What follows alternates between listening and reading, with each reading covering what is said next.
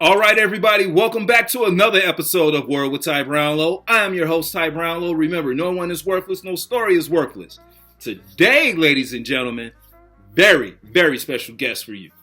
All the way, West Coast, best coast, from LA, we know that's where it's at. Please put your hands together for Mr. Gary Robinson. Hey, thanks a lot, Ty. Thanks for having me on. No problem. Look here, man. Look. Now, ladies and gentlemen, you're in for a treat today. You know, we're going to get some laughs in because not only is Mr. Gary Robinson a comedian, he's an award-winning director, producer, and I love his alias, DJ Sharpcut. Okay? So, can we just jump into that real quick? Like, how did you even come up with the name DJ Sharpcut? Okay, so I was a promo producer, as you probably read about, and whenever you deliver a cut to a client, it's called a rough cut. So I thought, let's take the opposite and make it sharp cut. And so now I kind of own that word everywhere. So I have Sharpcut Productions, I got Sharpcut.com, I've got a DJ Sharpcut, and it just kind of fit. And originally I was DJing all these comedy shows. And I thought, well, what would be a funny name? And I thought, how about Emotional Vampire? It's just a ridiculous name, right? But but then when I tried to release my own music seriously, I wanted to do something. My music is very different from my comedy, so I thought, okay, let's make it DJ Sharpcut. I kind of own that in the space in a lot of different areas, so I figured let's go with that. So that's how that name came up. Okay, all right, I like that. So look, now you just mentioned, the music is definitely different than the comedy. I want to jump into the music side of things, first and foremost. As we were just talking before we got started, you have 3 songs, out. The Power of One, It Could Only Be You, and I Can't Tell You. I want to jump into The Power of One, and that is a tribute to the legacy of George Floyd. How did all that come about? Well, let me go back a little bit to how it started, because it will show why I'm doing more serious music, even though the comedy is very kind of ridiculous that I do.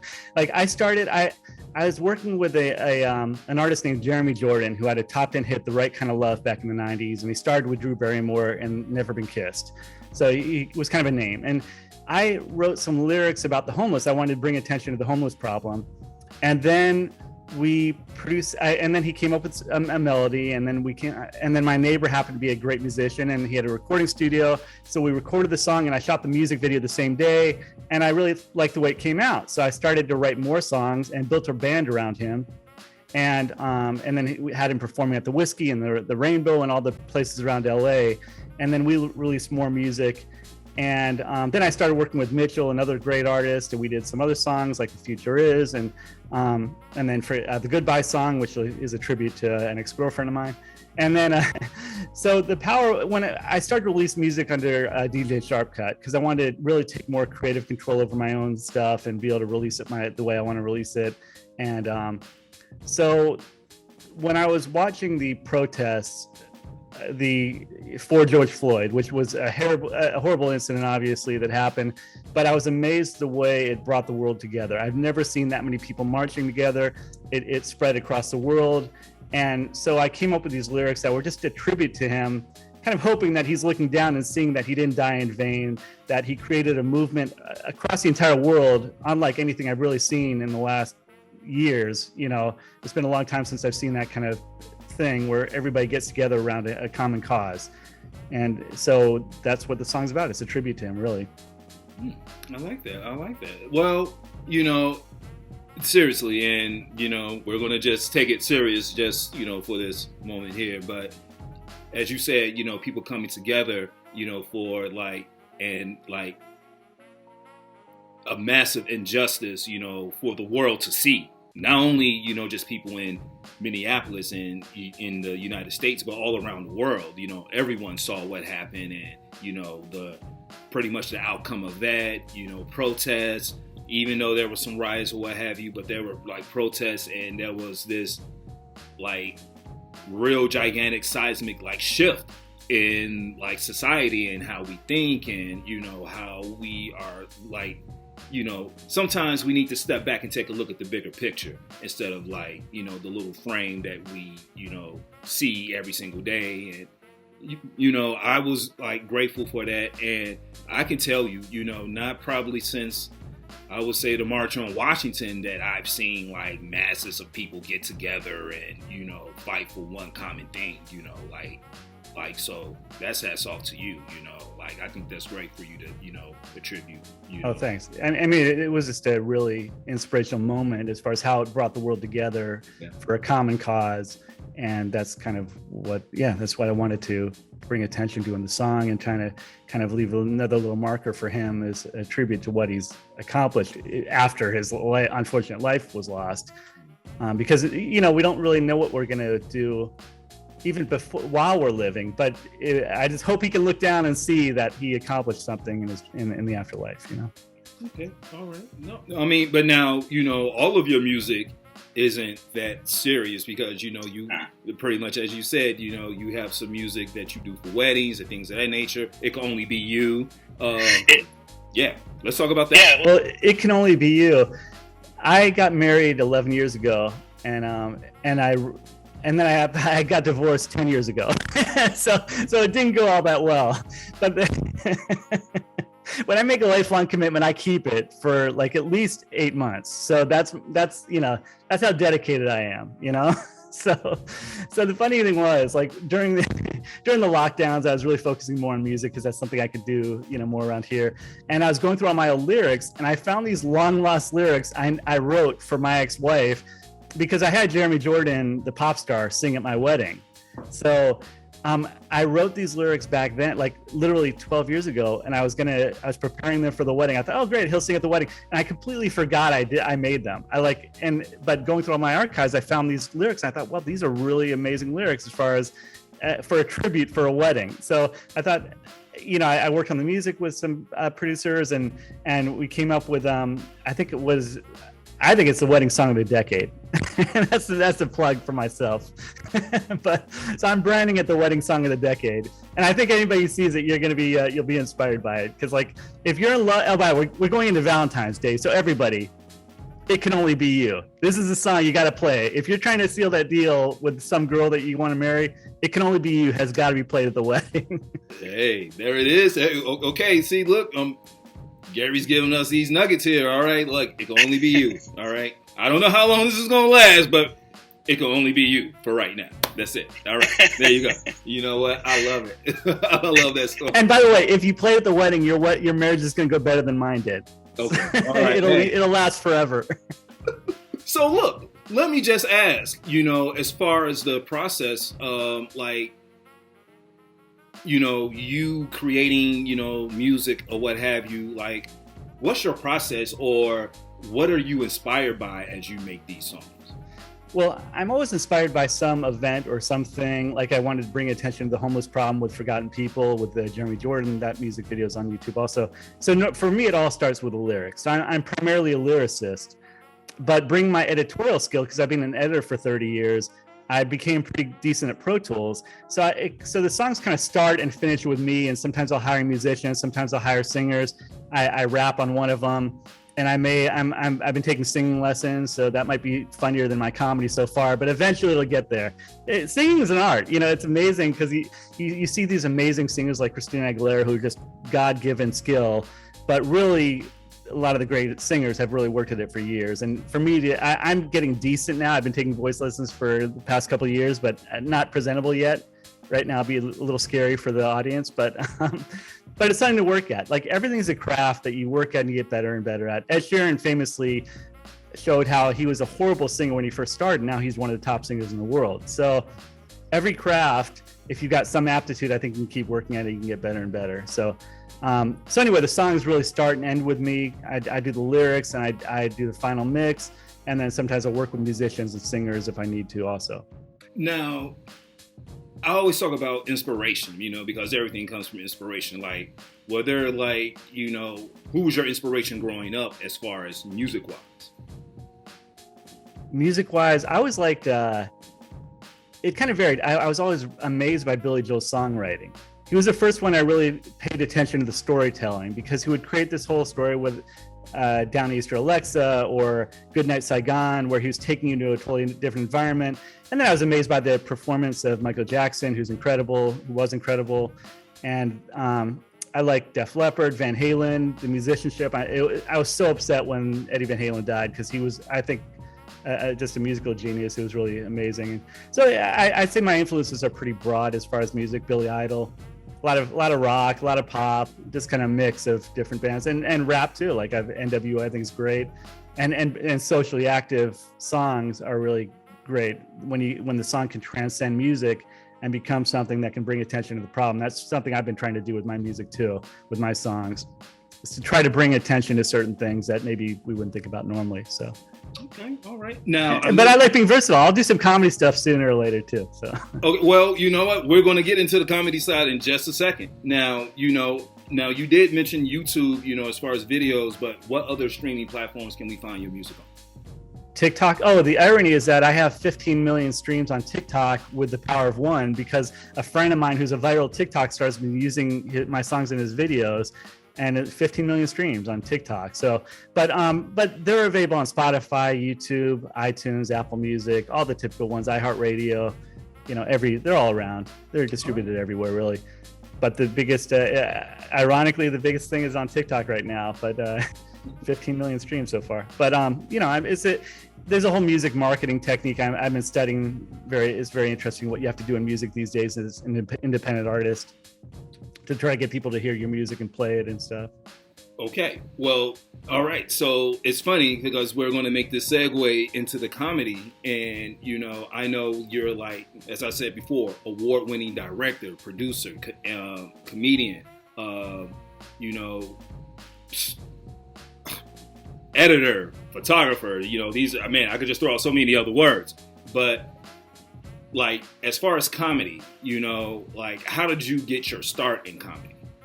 Well, this kind of relates to me getting that divorce I told you about. After you go through a divorce, have you been divorced or married and divorced? I'm married, trying not to work on a divorce. But okay, don't get divorced. Yes. It's not fun. But the one thing that happens after you get a divorce is you're kind of up for anything. So if a friend says, hey, you want to try skydiving? Okay, what have I got to lose, I mean, so you're really down for anything. So I was with a friend of mine, a comedian friend of mine, Jimmy Shan. He used to come and perform. He used to come and support us when we were doing music at the Whiskey and stuff. And we would go and support him at comedy clubs, me and the band.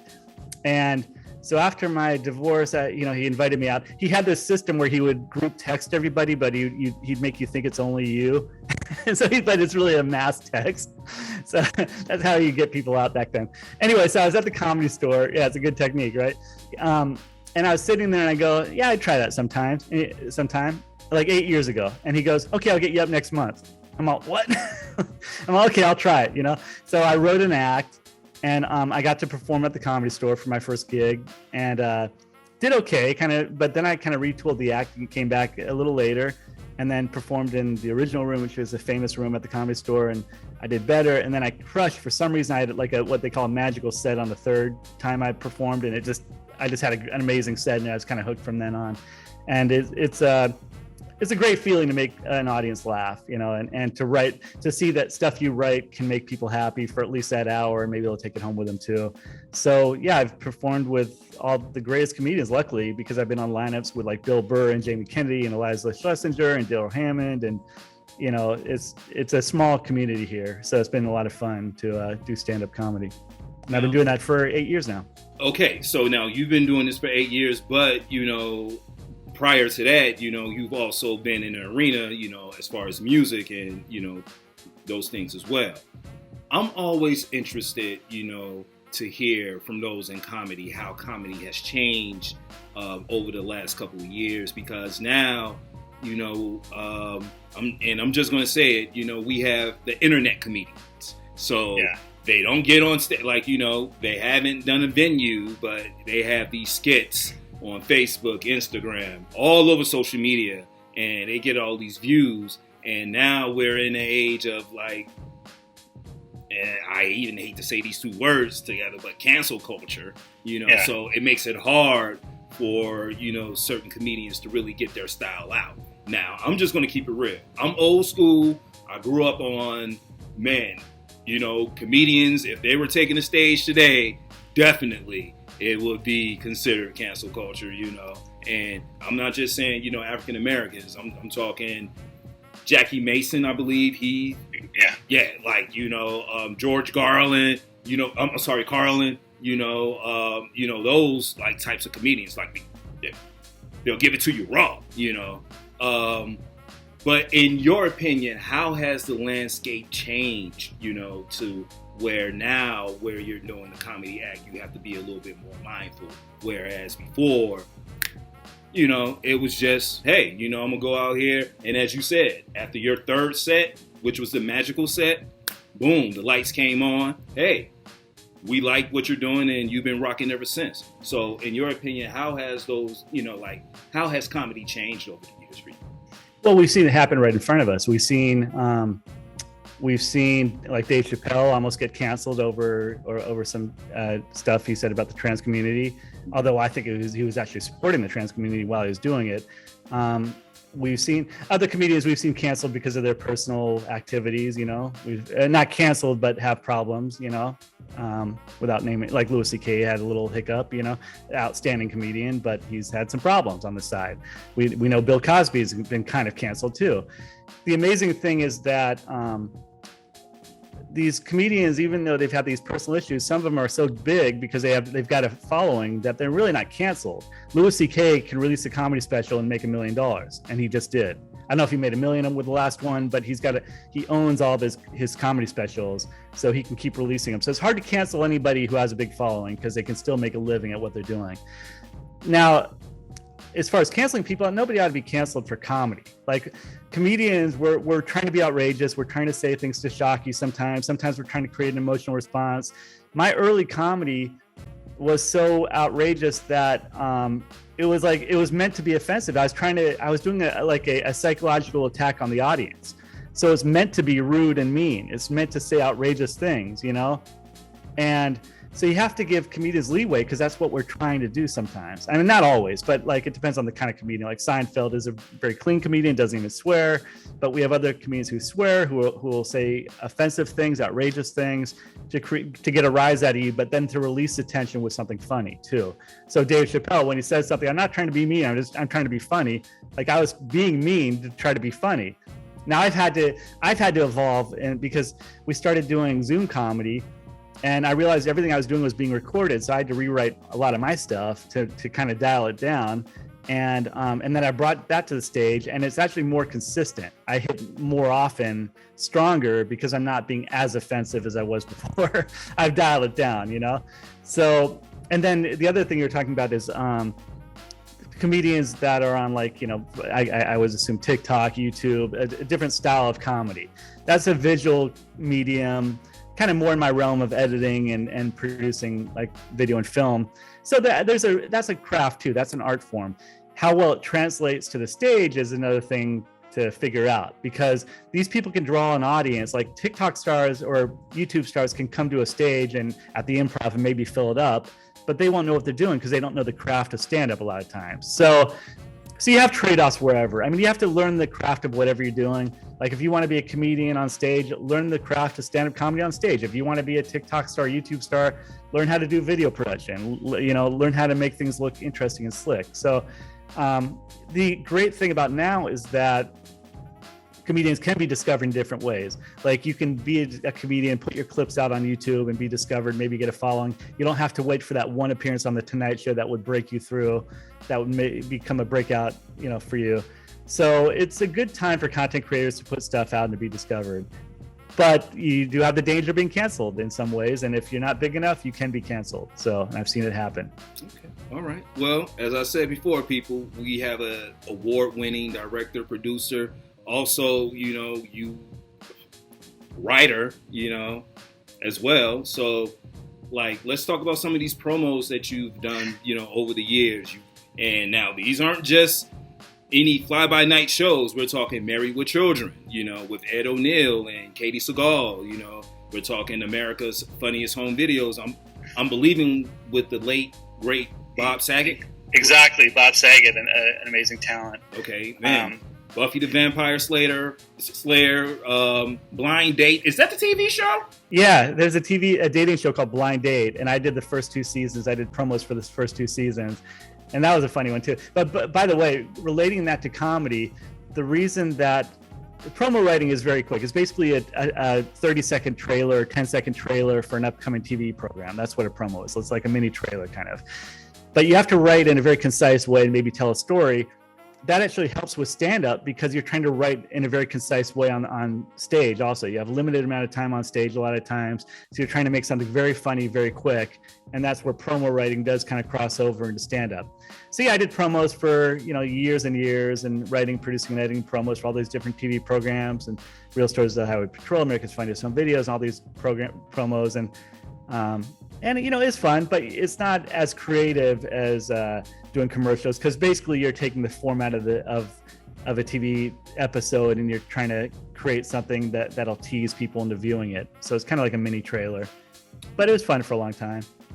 Okay. All right. Now, look, besides that, ladies and gentlemen, as I said, director, producer, you've shot interviews with Jim Carrey, Miley Cyrus, Arnold Schwarzenegger, Get to the Chopper, Jamie Foxx, and, others as well. Tell us about that experience and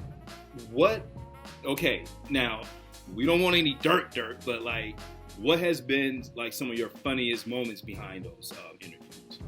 Well, a lot of those interviews were red carpet interviews. And the funny thing about red carpet interviews is, you're at the Golden Globes and you're trying to get people to come over and do interviews. And, it's kind of like trying to hit on a girl where you're trying to say something to lure them over to get their attention or something. But sometimes they just aren't having it. So I remember Chris Rock running by and we're all, Chris, what are you wearing? And then he goes, clothes. He keeps running, keeps walking. Bill Maher running by, Robert Rodriguez, he had this funny hat. So I just asked, hey, where did you get the hat from? And then we got in this whole conversation on hats and stuff. I talked to one of the basketball, Rick Fox, Laker, and it was funny because he's towering over me, and my interviewer, the host, was gone already, so I was interviewing myself, and I just kind of said, yeah. And he's all, yeah, when you're tall, you've got these problems. I said, I know, exactly. I'm 5'6", so we're a little different. So I know funny stuff just happens. I mean, the red carpet interviews are kind of ridiculous, but it's always entertaining to try to see what your interaction is going to be with these celebrities. And then you get some of them that you don't know where they're going to end up. What's his name? The head of, I'm blanking on his name. The producer who got in big trouble. I'll think of it later. That's all right. Okay. Yeah. You get he's a famous producer. He's accused of rape by multiple women. Weinstein? Harvey Weinstein, yeah. You're interviewing these people and you kind of think, oh, I can see why he's a producer. He seems pretty powerful, whatever, over there. You don't realize where they're going to end up and what's going to happen next. It's crazy what happens with people and stuff. But I can imagine. Those interviews. Oh, by the way, I interviewed Kim Kardashian in LA Fashion Week before she was famous at all. She was on some series that was coming out called Sunset Beach or something that went nowhere, and you didn't really know who it was. And then so you interview these people and you think, oh, you'll never see them again, but oh, she's very pretty though. And then all of a sudden she's one of the biggest stars in the world. So it's funny. So I put those on my YouTube channel. You can go to entertainmentworldnetwork.com and go straight to my YouTube to see all that stuff. But it is funny how these people, you never know where they're going to go, up or down. Look, seriously, and I think that's the, a lot of people don't understand, hey, there's a science to working the red carpet because, as you said, you never know where some of these people are going to go. And then, as you said, for Kim Kardashian, you got her when she was just on the bottom floor, and yeah. I'm sorry, people, but yeah, she was just on the bottom floor then, So, to see who she is now, it's sort of like bragging rights. Well, yeah, I had Kim Kardashian before she was a, star, blah, blah, blah, blah. I didn't have her, but I interviewed her. Yeah, sorry. Yeah, I interviewed her, yeah. Yes. Sorry for this, I'm sorry for misspeaking, people. Sorry for misspeaking. But yes. But no. So tell us about some of these upcoming and streaming performances that you have coming up. Oh, comedy stuff? Yes. Right now, I'm kind of dialing it down a little bit because of what's going on, with the virus and stuff. I'll do some outdoor shows coming up, but it was funny because early on in the pandemic, when I first started doing outdoor comedy, we performed it outside this church in Silver Lake, and we got the biggest comedians in the world coming out, Bill Burr, Jay Moore, Liza Schlesinger, and it was so cool to see them performing outside in this, like, we were performing in an amphitheater. And then it was just fun. We got all these amazing comedians to perform outside. So, but now everything's going inside again. People performing at the Improv and Levity Lives and the Comedy Store. I started producing my own show at Flappers in Burbank here.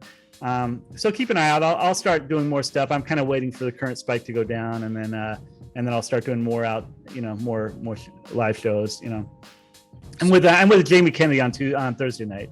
Okay. At the Haha. Okay. All right. Hey, Jamie Kennedy, isn't that Malibu's Most Wanted? Malibu's Most Wanted, and he from Scream too, like the old Scream movies. Yeah. And I think he was in Three Kings. He's been in a lot. Bowfinger. He's a great actor, really funny comedian. Bowfinger, I love. Okay, see, you just took me to a place with Bowfinger. That now, to me, that's one of them. That's a slept-on comedy, but it also, I believe, tells the truth behind the scenes of Hollywood as well, because it doesn't take a lot to shoot a movie. I believe Steve Martin said it took maybe $5,000 to shoot a movie or something like that. And yeah, well, now more than ever, the technology is where you can do it with your phone now. So it's like it's incredible how the tools of creativity have really gone to everybody now. Like there's no excuse not to do what you want creatively, because these tools are free. You can get free edit systems. You can shoot a film with your camera if you know what you're doing. Maybe a Zoom recorder for some audio or something. Like, it's amazing what we have access to now. So okay, now you just said before I ask, what are you working on? Now I know you said you're taking a break from doing the comedy stuff or what have you, but what's like next for you? Like, what are the plans like the next couple of months from now? I'm not even going to say for the whole year, but for the working on more songs. I've got another number of songs I'm working on right now, and I hope to bring those up pretty quickly, kind of one after another. And then more videos. I'm doing more music videos for some of the songs, and just kind of a variety of stuff, whatever. And then client videos too. So got to keep the lights on, So keeping busy with it, and also trying to develop some features too. Trying to develop some other different projects, so hopefully I'll announce them soon. All right. So, ladies and gentlemen, he's in the lab. He's working. You haven't seen the last of him. But any chance we get like a album or maybe an EP? I kind of like the way I see music marketing right now. Unless you're a big name, I think it's almost better to release one song at a time and slowly build the audience, because they find one song, then they find the next, as opposed to like one album. Like, some songs will just get lost. But if you can promote every song, like I can do a music video for every song. I can promote every song and then just keep it rolling like that. So I kind of like the idea of releasing one single at a time and making it an event. So I'll probably keep on that tact unless things like are different at some point soon. Okay, all right. Well, look. So if people, want to find you, via social media, website, or what have you, how can they get in contact with you? The easiest way is linktree.com/Sharpcut, but I'm also Sharpcut.com, Sharpcut Comedy, DJ Sharpcut on all the platforms. So basically, look for Sharpcut and you'll probably find me. Or Gary Robinson. Ironically, I was maybe going to go under Gary Robinson, but there's like 10 other Gary Robinsons all around, even in just LA. So online, there's a ton too. So that's why it's like branding is so important these days, Mm-hmm. Now, it's funny that you say that, because I think that's something a lot of people, they're slowly starting to get the picture now. You really have to brand yourself. And as as you said, DJ Sharpcut, hey, I type that in. Oh, boom, music and everything else comes up. So you're onto something there, sir. You're onto something. I hope so. Oh, do you want to hear about my next song? Tell me about it. Come on now, talk to us. I Can't Tell You. The name of the song is I Can't Tell You. so ironically, it's about being in the friend zone with a girl, and then not thinking that if you tell her that you care for her, that you're going to lose her as a friend. So it's a nice song. So check it out. It's a nice companion piece for It Can Only Be You. So you can get your girlfriend to be you can get your friend to be your girlfriend, and then you can marry her with the next song. So and then with the goodbye song, you can divorce her too. So I got it all. He has it all covered. Hey, it's a trifecta, ladies and gentlemen. It's a trifecta. Okay, look, you heard it here first. Okay, Talent. I love it. Well, Gary, look, come to the last question that my show is known for, so I'm going to present it to you. But I'm going to present it to you as DJ Sharpcut.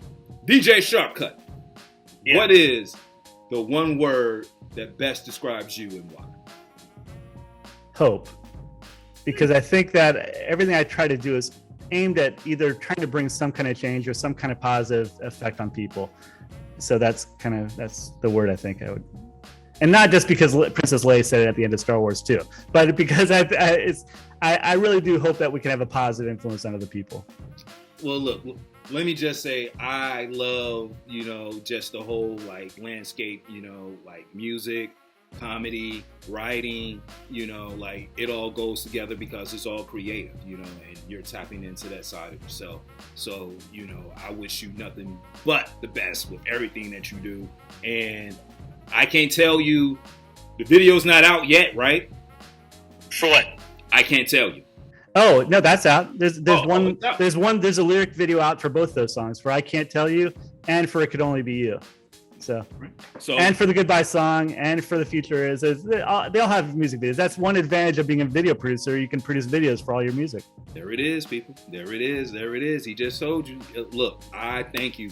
I thank you for coming onto the platform, blessing us, with the humor, serious side as well. Man, DJ Sharpcut, ladies and gentlemen, go out there, all streaming platforms, definitely YouTube, check out the videos, leave a positive message, none of that obscene crap that I've seen some of you all do from time to time.